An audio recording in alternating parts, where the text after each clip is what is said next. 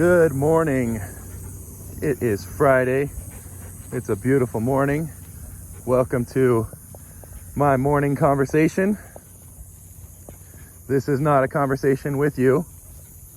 This is a conversation with myself and sometimes with the dog. Right here we got Teddy, Labradoodle, big fella, juvenile dog, not quite a year old. He's in that space that's not really a puppy anymore, and he's not really an adult dog, hence why I call him a juvenile dog. But he is closer to an adult dog than a puppy. Okay, so if you have a dog that's 9, 10, 11 months old, they're closer to an adult dog than a puppy. If you've got a dog that's over a year old, they're an adult dog. If you got a dog that's 2 years old, stop calling them a puppy. Stop hoping they're gonna grow out of the behaviors you don't like. They're fully grown. They're an adult. And I hear people, he's 2 years old, so he's still a puppy. No, he's not. Jesus, a simple Google search can tell you that. Like, quit deluding yourself that he's a puppy and he's gonna somehow grow out of the behaviors you're struggling with. Face reality, save your pennies, hire a trainer, or spend some hours watching some videos and content and learn and do your best to implement that on a consistent basis. Problem with watching a bunch of videos and watching stuff online is it's knowledge, but do you know how to implement it? And are you going to consistently do it? And moreover, you may not understand the principles behind whatever your favorite dog trainer out there is doing. So, let's see. Yesterday, ruptured my right biceps tendon at the gym. So that's fun. So I'm in a sling for at least a couple of months. Hopefully be able to get surgery next week. Thankful for Teddy's parents who are actually able to refer me to a very good doctor.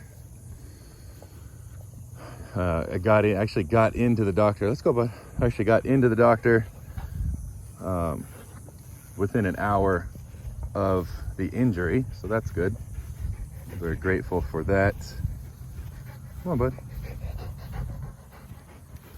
So today at the park this morning, all I am doing with Teddy is letting him unwind. And if you notice, he's moving away here and there. So when he goes into tracking like this, let's go. Good boy. He's on this 15-foot line. I'm just holding it in my hand. I don't even think he's hit the end of it yet. So let's go. Good boy.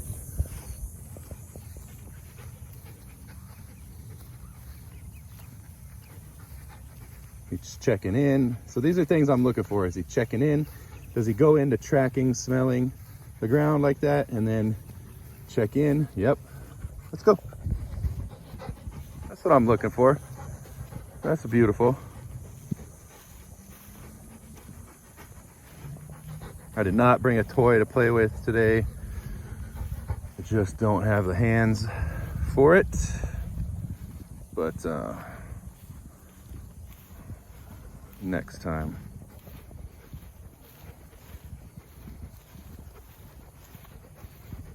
Good job, bud. Good job. So yeah, I don't have a whole lot for the morning conversation. This guy is doing particularly well. He very readily is feeding out of the dopamine box, which is awesome. First few times I tried it with him, there was no drive there. He was not going to do it for anything. Nope. Like, what is that box? Why is there food in there? I am simply not hungry enough to do that, or confident enough. So now set the box up, put the food in there, and he puts his head right in and eats and pushes into it. He actually yesterday climbed in with one paw, which is cool. It's a good little progression where the dog is just, their drive is up. He's really draining a lot of that emotional energy at that point to get in there and get after that food. So super happy with that. Let's go. Listens well, doing good there. So that's a dog right there that was in prey drive, smelling the tree, tracking behavior. Okay, and a simple verbal cue, let's go, switched him out of it. So one of the things that happened before he came to me was he was off leash, didn't have recall, no training, was off leash, and picked up on a skunk and took off after it and got skunked, got sprayed really good. And so that's a dog that is in prey drive and was not able to switch out of it under a verbal command with his name or yelling or screaming or whatever the case was. He stayed in full prey drive after that animal. If you're gonna have your dog off leash, it is important that you have a very, very solid recall. In order to have a solid recall, you gotta have a good relationship. Because guess what? Think about it just logically. 1 + 1 = 2, right? If your dog runs away from you when you call it, what does that say about your relationship? It's not as good. Does your dog really love you? I mean, in the sense of love, how we think they love us and we're bonded? No, not in the sense you think and hope. So if your dog doesn't come enthusiastically when you call them, that's a relationship issue. It's more than just training the recall. It's more than just training the recall. Does your dog have fun with you? Does your dog see you as a provider for their needs? Loving on your dog and cuddling them and buying them shit isn't gonna help them recall. Let's go. It isn't gonna help them recall. Not even a little bit. Seriously, not even a little bit. So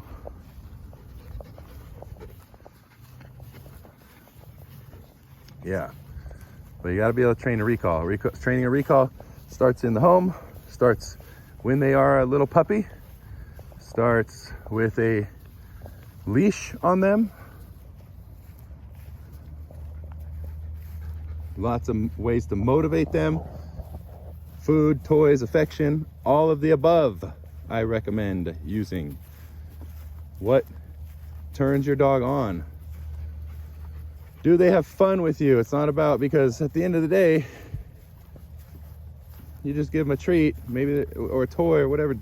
Do they want to be with you? Do they even have fun with you? Do you have value to them? Do they see you as the gatekeeper to maybe a better opportunity for making prey or for satisfying their prey instinct? Let's go. Right? That's a big one right there. Think about that. he's chasing after something, a smaller animal, and I say, Teddy, come. Does that cue signal to him that I might have a line on a even more pleasurable, fun opportunity to chase something? Right? The answer is yes, that's what I create. How do I create that? Lots of ways. One way to start is thresholds. Having your dog wait before they come out of the kennel and invite them. Let's go. So see, he sees a dog over there with a person, and that dog's very, very charged up, projecting a lot of energy our way. Let's go. And I can call him away. I have a better idea. Good boy. Good boy. He feels with me a higher rate of flow than that dog can provide for him. And so he recalls. If you do not provide a high rate of flow for your dog, they're not going to recall to you. I don't care what technique you use. You must provide a high rate of flow for their prey energy.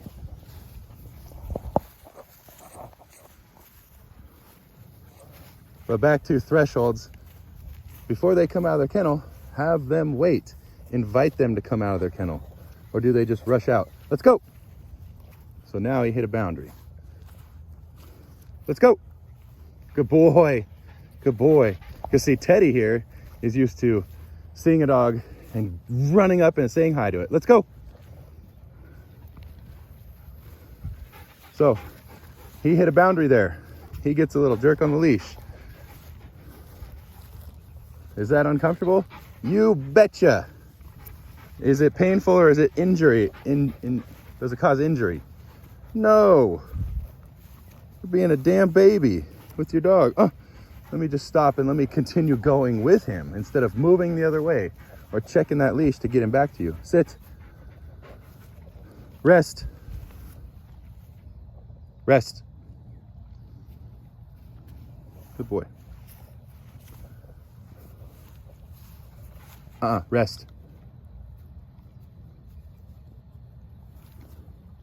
So now I got e-collar out. I had him at a 4, but I moved him up to a 6 just now because he didn't respond. It's not about the number, it's about the response with the e-collar in training. What response do you get? If you're not getting a response, I don't care what the number is. He doesn't care what the number. Rest. He doesn't care what the number is to begin with. Rest.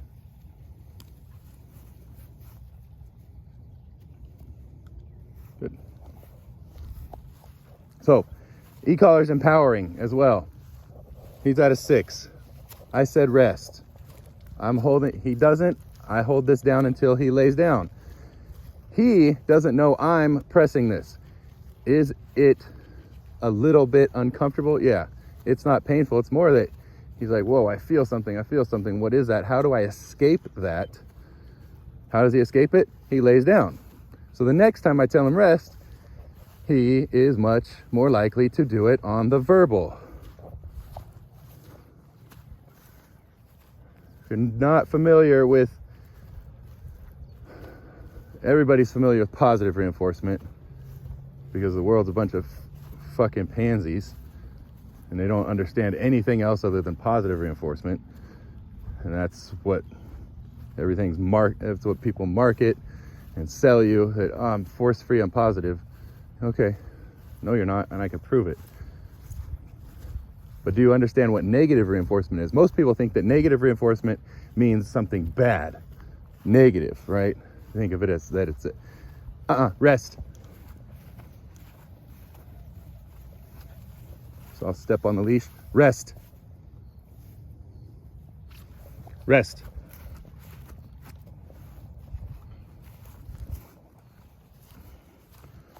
So most people think of negative reinforcement as punishment. It's not. Most people don't even know what punishment is actually. Most people think punishment is somehow pain.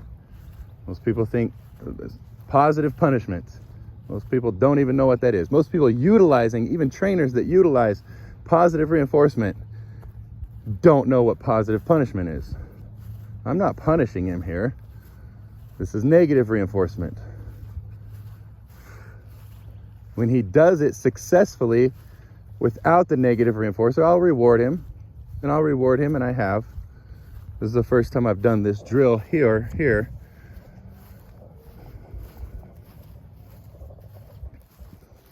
His reward is going to be me coming back to him and releasing him, as I'm going to do now. But most people don't understand positive reinforcement, negative reinforcement, positive punishment, and negative punishment. Okay. Ask yourself what negative reinforcement or negative punishment is. Oh, wow. Didn't even realize there was a negative punishment or a positive punishment. Positive punishment, how can there be a good punishment? It's not about good or bad, people. Positive doesn't mean good. Negative doesn't mean bad. That's the first place for you to start. Let's go. Good boy. Oh no, the leash is wrapped around his leg. Look at, he's just fine. I don't need to go baby him and unravel it. It's just dragging. That's the point of a drag line, for the dog to work through that and the dog to still feel some pressure. Let's go. Rest. Look at that. That time I didn't touch the remote at all. And guess who just laid right down? That is the power of training, of teaching a language, of teaching communication. Because now we responded to the verbal, right?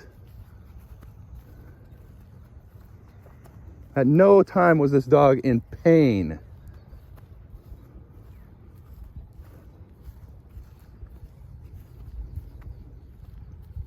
Was there discomfort? Yeah.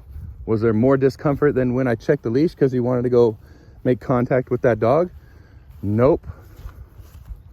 Me checking the leash and moving away was much greater pressure than this little device provides at a 6. Much greater. Don't believe me? Put a leash on.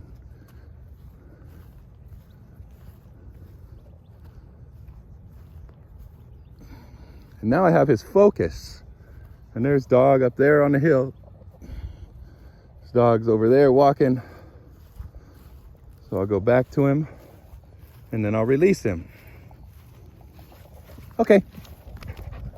I'm gonna do my best not to release him when he starts doing his stupid active submission roll over. Let me give you my belly, because I learned that people think that's cute and it helps me with survival. That's why he does that. He's not trying to be cute. He's actively submitting because we have reinforced that. We've rewarded that state of mind, and we have not rewarded at all his prey instincts, his biting, grabbing, chewing, chasing. Anything destructive we have not channeled, and we've actually punished. Well, that's just a dog expressing their prey instinct. And when we don't channel it, and worse, when we get angry at it or frustrated or embarrassed because of it, well, the dog learns to suppress those instincts and channel them in a different way. And it becomes nervousness, it becomes anxiousness, it becomes active submission, such as that. Let me roll over. Instead of coming up to make connection with me, let me roll over. So, how do I work with that? Rest. Look at that. Again, no e-collar, no hands, just verbal. There you go. There you go. There you go. Or you could sit here forever with treats and try to bribe him and lure him into do it. And then maybe he does it when you don't have treats, and then maybe he does it when there's distractions. Maybe. I don't like operating on a maybe. Maybe gets dogs killed, maybe gets dogs skunked, maybe gets all sorts of things we don't want. So when I go to him now, I'm gonna move away and invite him to me rather than pet him on the head and stay there. So I'll come into a space. Okay, come. Good boy. Good boy. There we go. Good. I don't want to reward the active submission.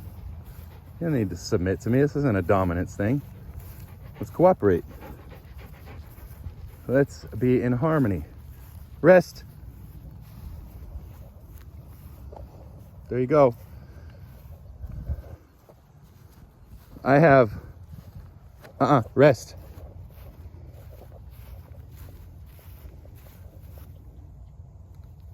I gave it one tap out of 6 there, right at that moment. So I have not used the e-collar more this morning than I have.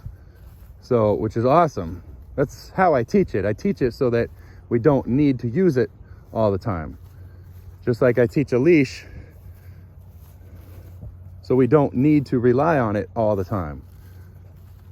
I want to be able to verbally communicate with my dog. I want to be able to have a relationship with him that I'm able to just move and we're in sync and in harmony. All right, so he's looking at a dog over there. Okay, we'll move away. I don't teach tools to stay on the tool forever. You can, but there's an exit for the tool. Now, do I suggest that whenever Teddy leaves the house, whenever my dogs leave the house, whenever my client dogs leave the house, they have an e-collar on? Yes, 100%, even if they don't need it. My dogs don't, quote, need it, like, because people always ask, okay, well, when does he not need the training collar? When your dog stops being a dog, I guess he doesn't need the collar, because, or if you want to keep him on a leash his entire life, he doesn't need the collar. But I would rather use a collar because it is lower intensity, it's easier on the dog, it's more precise communication than even a leash. But let's say you haven't needed the collar in 100 trips to the park. And then one time he's walking along, he's smelling a bush out in front of you, and boom, a rabbit jumps out from the bushes. And one time out of 100, he takes off. And you decided, because he's just been doing so good, and there's still something in me that just doesn't like the e-collar, makes me feel bad.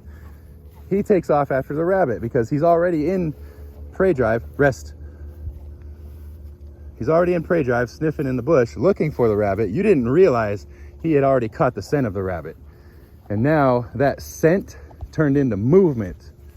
And now he is in full drive. And because he didn't need the collar anymore, you're relying on verbal. You gonna be able to do it? Maybe. Your answer is maybe. You can't guarantee it. What you can guarantee is a dog is gonna be a dog. A dog is a dog. A dog has certain instincts, they have certain proclivities that they're going to do at some point. So all we can do is be prepared for that. Better to have a device to be able to communicate and reverse that situation and call them back to you and reinforce that recall. Better to have it and not need it than need it and not have it. You're gonna pull out a treat when he's running away from you? How's he gonna know you have a treat? Think through things.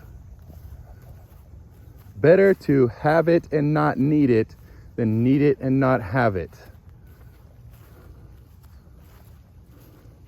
And I'll return to him. Good boy. Let's go. So as soon as he starts rolling over, I'm out of there. I'm not playing that. I don't find that cute. I know what it is. It's not a healthy state of mind. Not from this dog, not at this stage. It's not a healthy state of mind. We think it's cute. Oh, look at, he wants his belly rubbed. No, he's learned that that's favorable for survival. And that other things he does are not favorable. So so the dog takes all their prey drive that has not been reinforced and not given an outlet and actually been punished, or that flow has been blocked by frustration, by annoyance, by inconvenience, by anger. Let's go. Daddy, come. Good boy. Good boy. Rest. So that flow of prey drive has been blocked because it tends to be in a puppy things we don't like. And so if that flow is blocked, it has to go somewhere. It's still there. And instead of it being expressed and channeled in an appropriate way where we want it to be, and we fulfill that drive so that he doesn't tear up the house, so that he doesn't do stuff we don't deem appropriate or we don't like. Instead of doing that, we just suppress. We don't give the outlet. Well, it has to go somewhere. That flow has to go somewhere. Where is it going to go? It gets internalized in the dog and generally manifests as nervousness, anxiousness, and then quite often aggression.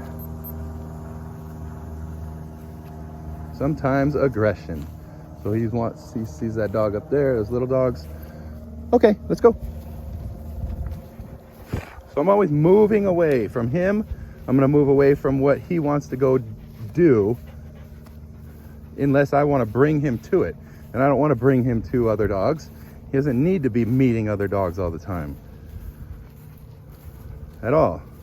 Rest. No e-collar again. If I tap this button, I'm gonna let you guys know. I'm gonna let you know. He's still at a 6. So the other way to counter the active submission is I can come stand here. Oh, good, he didn't active submit. Yes, good boy. Okay, let's go. Good boy, nice, nice.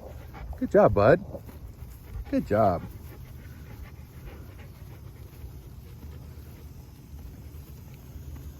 Here's the thing about e-collars and discomfort with our dogs, or pain. So let's just say it is painful. I'll humor the people out there. Humor you. Let's say it's uncomfortable. Let's say it is pain. Okay, well, how many of you watching this voluntarily mutilate your dogs? And by that I mean spay or neuter them. You're literally removing body parts.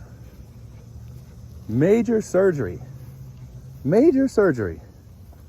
And you're worried about tapping an e-collar at a 6 or an 8 or a 12 or a 20 for 1 second. And you're putting your dog through 7 to 14 days of discomfort. You're removing body parts. Everybody watching this vaccinates their dog. Do you think that 1-inch needle going into their body isn't painful? Let's go. Come on, bud.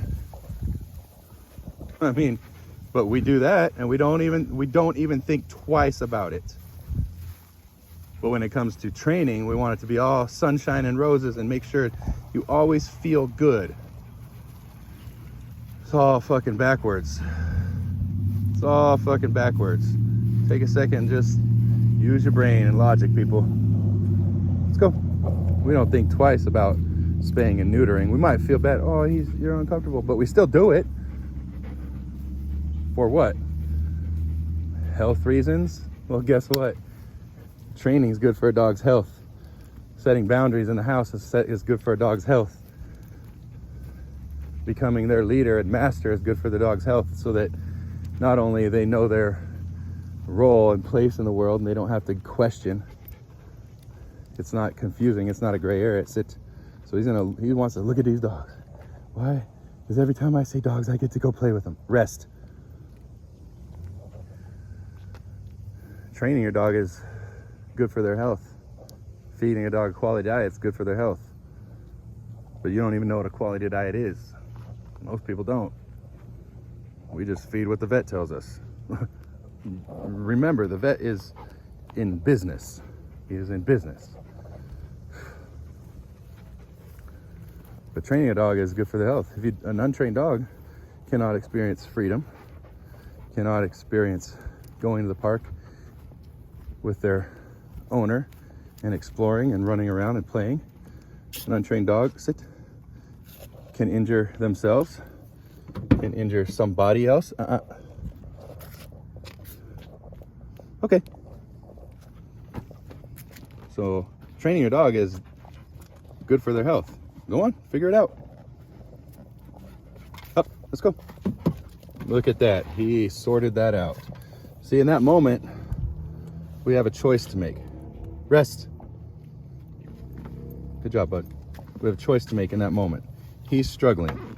Most of our inclination is going to be to help him out right away. The second we see him struggling, we want to pick him up. Or we want to just tell him it's okay instead of actually help him work through it on his own. He's more than capable of jumping in, but we see struggle, we pick him up, and then the dog learns, I don't need to do that. And also what they're learning is whenever I struggle, I can stay in this state of mind and things are going to be okay, instead of, wait, I can overcome this, I can grow, I can be more confident, I can become more resilient. There's a difference. Like, I am helped by not helping him in that situation, by not doing it for him. There's a difference. I did help him. I'm not doing it for him. By not doing things for your dog, you are helping them. Have a good day, everybody.